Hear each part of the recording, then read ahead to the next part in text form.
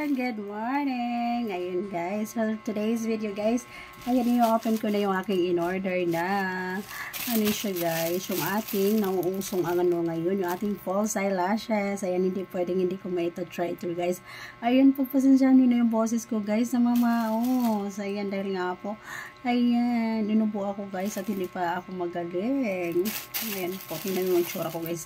Ayan, ang haggard ko. Ayan, buksan na natin to guys.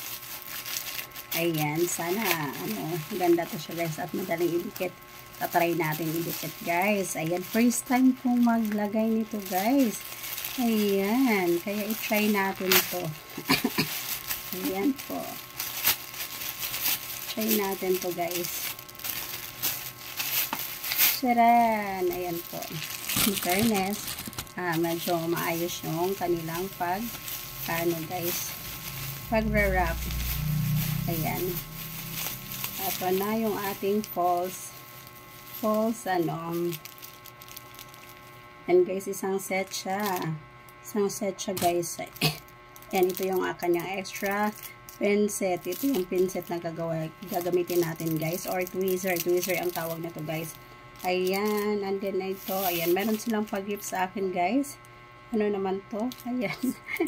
Ayan, color pink. I really love color pink guys. Ayan po. So, ayan, ito to guys. Ayan, ito try na natin. Ayan, I want to try this. Ayan po. Ayan, wait lang guys.